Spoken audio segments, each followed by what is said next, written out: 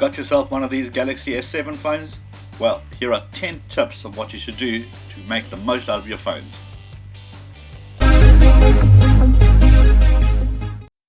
Welcome to another Talking Tech with the Techie Guy. My name is Liron Segev and we're looking at the Galaxy S7 to get the most out of it. Check this out.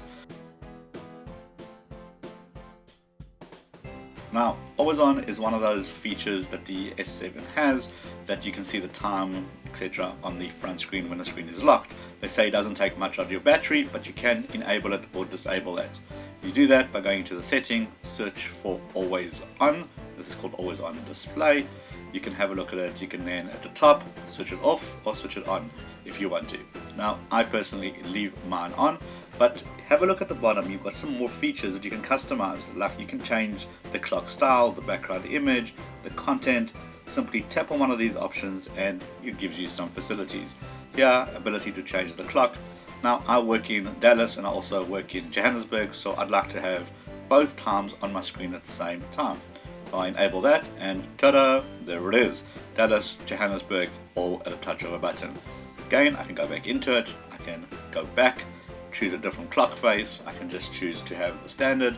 I can also go in there and choose the clock style with that, the calendar, and make it a calendar view. Now what that does, it just basically shows you effectively what's up, your time and then your date in this particular format. You might like that kind of thing. But nice thing, click of a buttons and easily make the changes.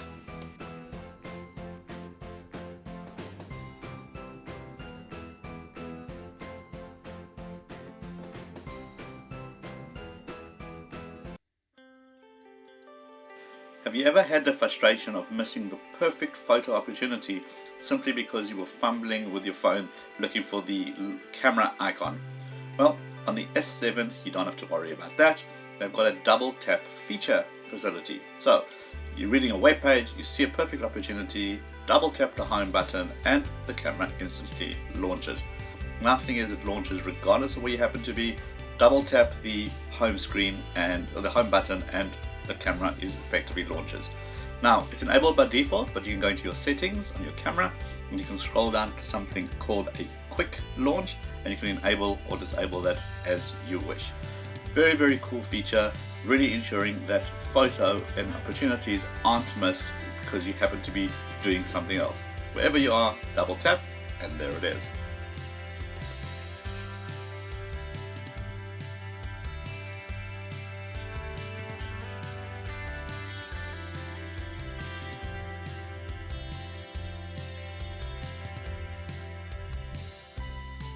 So the S7 home button also doubles up as a fingerprint scanner as it has in previous versions of the Galaxy phones.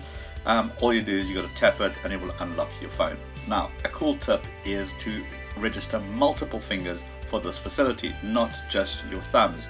And the reason for that, because your phone might be on the desk, it might be on the table, and you don't want to have your thumb trying to pick it up. It's a bit awkward. So you go into your lock screen settings, go into your fingerprints. Once you've entered your pin and you're able to add additional fingers. So I've got 3 fingers and this is how you register the 4th. Effectively I'll do it from multiple angles until the fingerprint kind of recognizes who you are. And that's cool because if your phone happens to be on the desk, you don't have to mission with your thumb, simply press it and out it goes.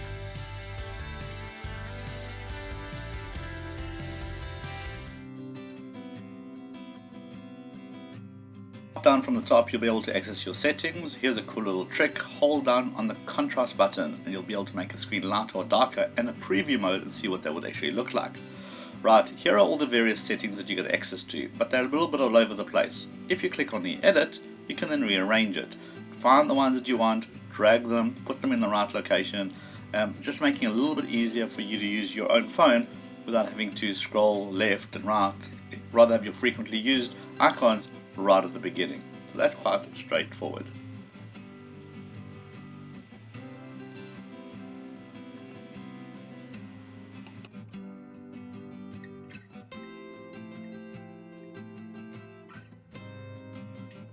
Making things easy and reachable, and the same can be done with the settings itself. There's a whole host of settings that you can play with, so why scroll up and down every time you need something? So all you got to do is click on edit, find the icons that you keep on playing with, or something that you need to have at your fingertips, and put a little checkbox in there.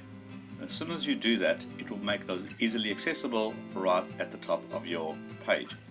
The nice thing is to edit it, simply click on edit again, and then untick anyone that you no longer need. So it's not a permanent thing, it's just something that allows you to do it on the fly and have a quick and easy access to your stuff.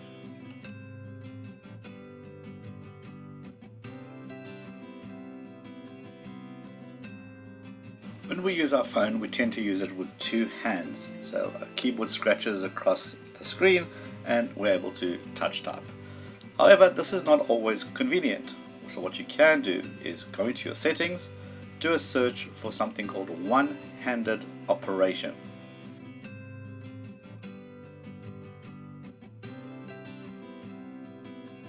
When that comes up, you're able to simply enable the feature that allows you to use the phone one-handed. What it does is shrinks the keyboard and allows you to move it to the left or right hand. So when it's time to type, you can select your most convenient fingers that are available and touch type as you would before.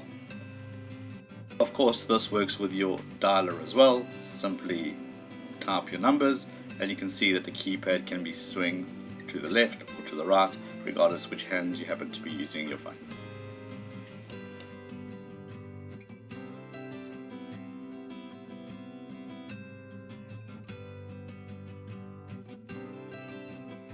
The Galaxy S7 comes preloaded with a whole bunch of icons and apps, but what you can do is long hold anywhere on the screen and it allows you to play with your panels, add more widgets and get rid of certain things like the flipboard. Now if you don't like that, you can simply disable that flipboard by doing the long hold, finding the flipboard and disabling it. A lot of people do like it, leave it as is, but that's where effectively you play with that. Now if you want more icons on your screen, Samsung allows you to do that as well. Simply select how many icons you want, how many rows of icons, and it will do that for you as well. If you tap on the themes button, you're allowed to go into the store and download some themes to really customize your phone and give it that unique feel. A lot of free ones are available. All you need to do is have a Samsung account and go big, download it, make your phone your own.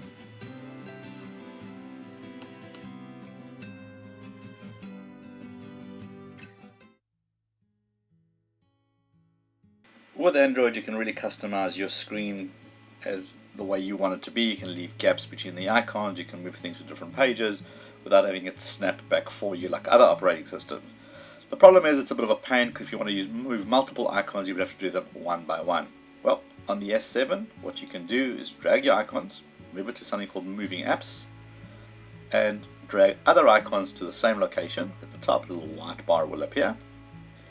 Then find the screen that you want these icons to land on and simply drag and drop them to that location. Rather than doing one by one, that is a very cool little trick.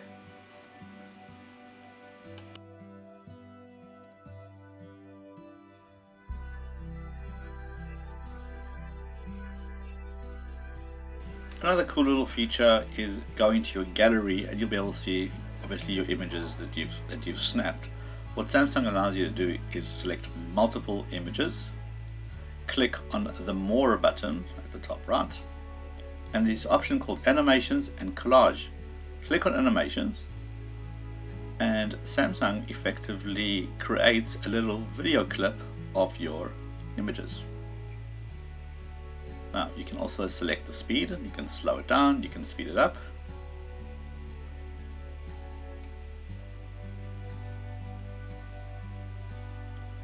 And of course you can save it so you can use it elsewhere.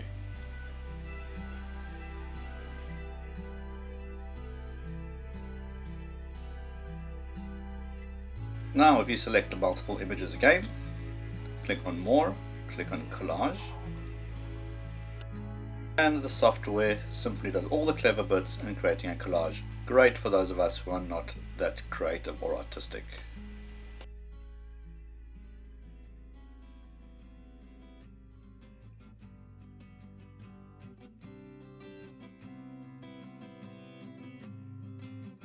We know we can save an image as a lock screen image to make things interesting, but what you can also do now is go into your settings, look for your wallpaper, select on the lock screen. Now what you can do is select in gallery. Instead of having just one image, you can have multiple. Simply tap those and then click on done. And what that does is that when you lock your screen, you'll see your first image,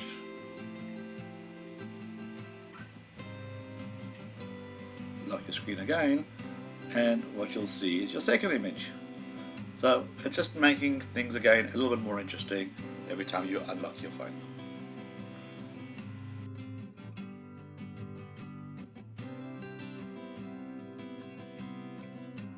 So it's not all about work. Sometimes we want to play some games, and the S7 does exactly that.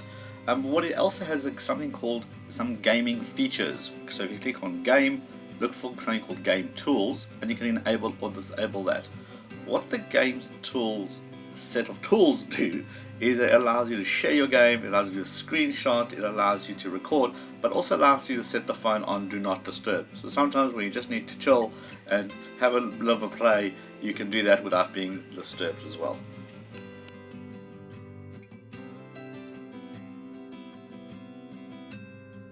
Game loads, you'll see in the bottom left corner, you can actually move that icon anywhere.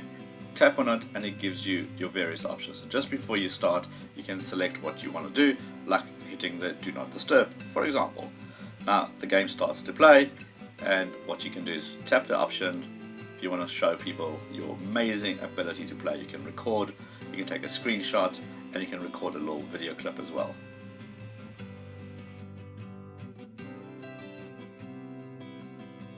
Galaxy S7 is feature rich. There's so many things we can chat about, much more than we can just cover in one video. So don't forget to subscribe, leave me your comments below, give us a thumbs up, and I'll let you know when more videos come up to do with the Galaxy S7 and other cool tech. Thanks for tuning in to The Techie Guy. Guys, thanks for watching another Talking Tech with The Techie Guy. Don't forget to check out the vlog on TheTechieGuy.com, and don't forget to subscribe. There'll be a button below here. Make sure you click that so you get all these videos coming straight to you. And until next time, there's other videos on the screen somewhere here or there, and click on those and you can check out some more cool content, and I'll see you at the next episode.